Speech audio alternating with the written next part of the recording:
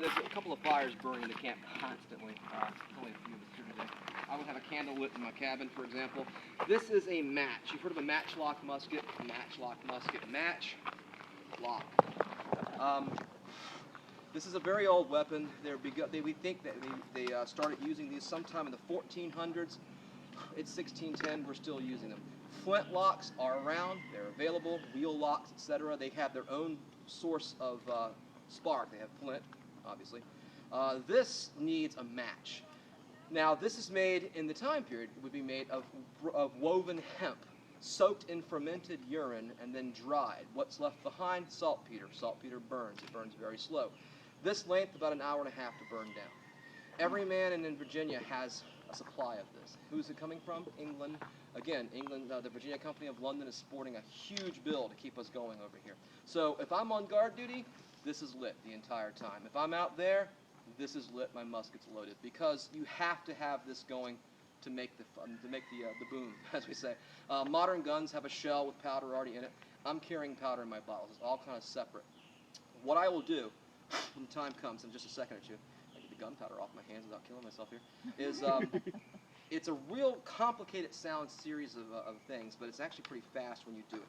What's going to happen, this pan right here, I'll step in so you can see this. I will open this pan, I'll put gunpowder in this little slot right here. Now, there's a little tiny touch hole, you can barely see, this is dirty, I've fired it a few times today already. A little tiny touch hole right here, it's like a cannon touch hole. That's important, this has to stay clear, because what happens is, I put powder in here, I close the pan back up, I then charge my barrel with the rest of that powder. Put my musket ball in there. Today I use a paper wad because our insurance company has bad things to say about shooting musket balls. I mean, can you imagine, right? It's a 100-yard range minimum. I'm going to shove a paper wad down there. That's going to compress the powder and give you a louder bang. And then, in order to make it go boom, and by the way, while we're at it, I'm going to spring this. This shows you that it's empty. I know what it is. You guys might not. Empty. It's called springing your musket. If I were shooting this for the first time and someone else had been using it today, I would do that first just to make sure there's nothing already in there, because you wouldn't believe what people leave. So I will take this once it's loaded, take my match, and yes, long matches like this were very common, but you had to be careful not to tangle yourself in them. And I'll do this. I'll uncover the pan, and when I pull the trigger, boom, right? It ignites that, shoots right through that hole, ignites the powder in the barrel. The musket ball exits the barrel at a velocity of 900 miles an hour.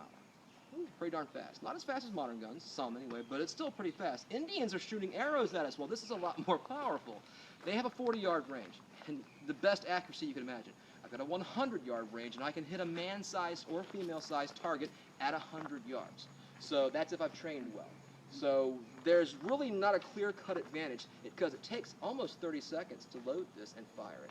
How many arrows do you think a Powhatan warrior who's been training since the age of 6 with his bow and arrow, how many arrows do you think he's going to fire at me in 30 seconds? 2. 5 or 6, exactly. They're knocking them out so fast, and they can tell you which leaf they're going to hit and knock it off. They're that good. So, who has the advantage now?